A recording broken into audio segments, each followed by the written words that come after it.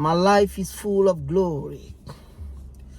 Because I am who Jesus saw and endured the cross. Bonjour à tous, j'espère que vous allez bien. Alors, bien aimé, je veux partager avec vous deux écritures. J'espère que ça va vous bénir comme ces écritures m'ont béni. Bien sûr, aujourd'hui, je veux partager ces écritures spécialement pour certaines personnes que nous rencontrons quand nous sommes dans nos périodes de l'évangélisation. Vous savez, nous avons rencontré des chrétiens, même bien sûr, que nous avons invités à l'église plusieurs fois. Il y a des réponses et des réponses qui donnent, ils disent comment est-ce qu'ils n'ont pas besoin de quelqu'un. Il y a l'autre qui a dit il a une relation étroite avec Dieu, l'autre qui dit non, j'ai pas besoin d'aller à l'église, je ne crois pas trop aux choses de l'église que vous faites et tout. Il y a de tas et de tas de réponses et de raisons qui les amènent à croire que ils ont raison quelque part. Ici, ils font partie de cette poignée de chrétiens-là qui ne vont pas à l'église. Ils pensent que peut-être ils ont raison. Mais je voudrais dire que, selon les Écritures que nous allons lire, ces gars sont juste des rebelles. Et le jour où ils voudront vraiment l'intervention de Dieu dans leur vie, ils ne verront pas cela. Vous savez, quand vous êtes chrétien, vous devez être, la Bible dit, imitateur. Il dit, soyez donc imitateurs de Dieu, comme les enfants bien-aimés. Nous devons être imitateurs de Dieu. Nous devons faire les choses exactement comme il est fait. Jésus a dit que le Fils ne fait rien de lui-même, mais tout ce qu'il voit faire au Père, c'est ce qu'il fait. C'est-à-dire que Jésus a fait exactement ce que Dieu le Père fait. Et la Bible nous dit aussi que Jésus-Christ est venu nous donner des exemples afin que nous puissions suivre ses pas. Alors, quel genre de chrétien es-tu qui dit que tu n'as pas besoin d'aller à l'église? Hébreu, l'apôtre Paul a dit dans Hébreu chapitre 6, verset 25, il dit n'abandonnons pas l'assemblée des frères comme c'est la coutume de certains. Il dit que c'est déjà une manie, c'est déjà une coutume, c'est l'habitude d'une poignée de chrétiens qui abandonnent l'assemblée des frères. Il dit ça c'est très très très mauvais. Il dit ne le faites pas. Ne suivez pas l'exemple de ceux qui disent être christendom, mais ne participent pas au culte. Il dit n'abandonnons pas l'assemblée des frères comme le font certains. Vous voyez? Et quand nous lisons le livre de Luc chapitre 4, à partir du verset 16, nous allons voir quelque chose qui est très important. Parce que nous sommes chrétiens, pourquoi nous disons que nous sommes ceux qui sont nés de nouveau, nous sommes de Christ. Nous sommes du deuxième et dernier Adam, Christ. Nous sortons de Christ. Alors si nous sortons de Christ, quelles sont les choses qui étaient prioritaires dans la vie de Christ? La Bible dit qu'après que Jésus soit rentré du désert où il fut tenté par le diable pendant 40 nuits, 40 jours, il retourna où il fut élevé. Et comme était sa coutume, la Bible dit, il entra à la synagogue. Comme était sa coutume, comme était sa manie, comme était son habitude. Donc au moins on reconnaissait Jésus-Christ avec une habitude. On savait que c'était un garçon qui allait tout le temps à l'église, constamment à l'église. Ce jour, on a remis à Jésus le rouleau du livre du prophète Ésaïe de lire. Et il a bien su lu. Si Jésus était un novice, on ne l'aurait jamais remis cela. C'est pour dire que même son propre ministère a déclenché ce jour-là parce que il avait l'habitude d'aller à l'église. Pourquoi pour vous est différent? Non, vous qui croyez que ces pasteurs-là, certains pasteurs prêchent ce qui est inapproprié, pourquoi vous ne formez pas, vous, une congrégation ou bien formez une église et commencez à prêcher la vérité que vous pensez? Non, vous pensez que c'est ceci qui est la vérité, prêchez-la. Parce que nous sommes tous commissionnés. Vous ne pouvez pas être un chrétien à la maison. C'est impossible. Tous les chrétiens doivent être en mission. Il nous a donné la grande commission. Pourquoi votre christianisme doit être différent? Le frère m'a dit l'autre jour que, oh voilà, j'ai rencontré ce frère, il m'a dit que non, il n'a pas besoin de quelqu'un, il n'a pas besoin que quelqu'un l'aide, il n'a pas besoin de l'église, il n'a pas besoin de rien, et il a une relation étroite avec Dieu, il s'en fout des histoires de l'église. Mais je dis, mais il ne comprend pas. C'est parce qu'il ne comprend pas, c'est l'ordre établi par Dieu. C'est Dieu qui a établi cet ordre et on doit suivre cet ordre. On a besoin d'être épanoui dans nos vies.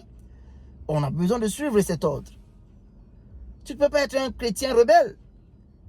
Tu ne peux pas être un chrétien rebelle. L'Église a beaucoup d'importance. D'ailleurs, la Bible nous dit clairement que l'Église est la couronne. Le pilier est la couronne de la vérité. En d'autres termes, il n'y a pas la vérité nulle part ailleurs. La vérité ne se trouve qu'à l'Église. Qui est la vérité? Jésus-Christ. Où est-ce que tu le trouves, lui? Où est-ce que tu le trouves? Frère, il est temps pour vous de changer. Jésus pouvait dire que vous allez tous recevoir le Saint-Esprit. Alors, vous n'avez pas besoin que je puisse oindre certaines personnes spécialement, comme l'a dit Éphésiens chapitre 4, verset 11, qu'il a donné à certains comme apôtres, à certains comme prophètes, à certains comme évangélistes, à certains comme pasteurs, docteurs, pour le perfectionnement des saints en vue de l'œuvre du ministère. Comment tu vas faire l'œuvre du ministère si toi qui es saint, tu ne reçois pas ce perfectionnement? Pour l'édification du corps de Christ. Tu es dans le corps de Christ. Comment seras-tu édifié si certaines personnes n'avaient pas été loin pour nous apporter cette parole de façon adéquate pour qu'on puisse grandir dans la foi? Toi, tu penses que ta part est différente. Le christianisme n'est pas comme ça. Le christianisme n'est pas comme ça. On doit apprendre à comprendre que c'est Dieu qui a établi cela. Si tu es chrétien, tu ne dois pas avoir honte d'aller à l'église. Tu dois être fier de t'identifier avec une assemblée locale où tu vas servir le Seigneur. On ne sert pas le Seigneur dans les boîtes de nuit. L'onction que tu as chez toi, avec toi, ce n'est pas aussi suffisant. Il y a quelque chose qu'on appelle l'onction corporelle. Et tu en as besoin. Donc ceux qui disent aujourd'hui, oh je suis chrétien, et ils sont même si orgueilleux en le disant, si fiers de le dire, oh je suis chrétien mais je ne vais pas à l'église. Ah, j'ai pas besoin d'aller à l'église. Quand la trompette sonnera, frère, quand la trompette sonnera, tu seras peut-être pas prêt. Parce que tu as passé toute ta vie à être rebelle. Qu'est-ce que tu peux aller à l'église? Tout ce que tu as besoin de savoir, c'est aller à l'église et d'étudier la Bible. La Bible dit que les chrétiens qui étaient à Béret étaient plus nobles que ceux de la Thessalonique. Parce qu'ils ouvraient les Écritures. Tu as ta Bible, va à l'église. On prêche la parole, ouvre la Bible, et regarde. C'est ce qu'on dit est dedans. Au lieu de rester faire la rébellion, ça ne te payera pas, frère. Ça ne va pas payer. Regarde Éphésiens. Éphésiens chapitre 3, verset 10. Je vais vous lire ça. C'est l'écriture que je vais vous lire ici. Éphésiens chapitre 3, verset 10. La Bible dit, afin que les dominations, écoutez bien, les dominations et les autorités dans les lieux célestes connaissent aujourd'hui par l'Église la sagesse infiniment variée de Dieu. Non, non, non, non, non. Toi, tu es sur terre. Tu ne veux pas aller à l'église. Mais la Bible nous dit que les dominations et les autorités dans les lieux célestes, c'est-à-dire les anges, quand on a culte, oh my goodness, ils descendent pour venir écouter la sagesse variée de Dieu. Parce qu'il dit c'est par l'église. Je le relis encore. Afin que, verset 10, Éphésiens chapitre 3, que les dominations et les autorités dans les lieux célestes connaissent aujourd'hui par l'église la sagesse infiniment variée de Dieu. Voilà comment l'église est importante. Les anges qui sont dans les cieux, où notre papa est, ne connaissent pas la sagesse infiniment variée de Dieu. Ils viennent la connaître seulement quand nous sommes en culte. Ils viennent la connaître à l'église. Et toi, tu es sur terre. Tu dis carrément que tu n'as pas besoin de l'église. Tu dis carrément que l'église n'est pas importante dans la vie d'un chrétien. Frère, tu te trompes. Et laisse la rébellion. On ne te force pas d'aller dans tel ou dans tel, mais va dans une église qui enseigne la parole de Dieu de façon adéquate. Et tu vas grandir spirituellement. Tu vas comprendre la vraie différence. Quand tu vas commencer à fréquenter une église, tu vas comprendre la vraie différence entre un chrétien froid et un chrétien engagé. Ah, c'est très puissant ce que je viens de te dire. C'est très important ce que je viens de te dire. Ne prends pas ça à la légère. La vie est spirituelle.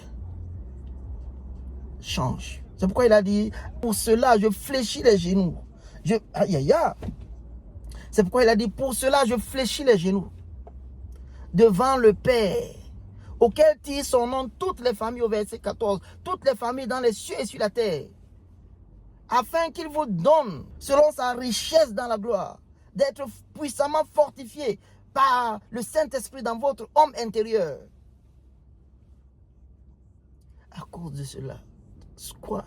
Le fait que les anges viennent écouter la parole de Dieu pour connaître les derniers secrets que Dieu a, pour connaître la volonté de Dieu, pour connaître la sagesse variée de Dieu. Et toi, tu dis que tu n'as pas besoin de Dieu. Frère, tu as besoin d'aller à l'église. Il n'y a pas de chrétiens neutres. Tous les chrétiens, écoute, je comprends que tout le monde qui va à l'église n'est pas chrétien. Mais tout chrétien doit aller à l'église. Sache-le. Ciao, que le Seigneur bénisse.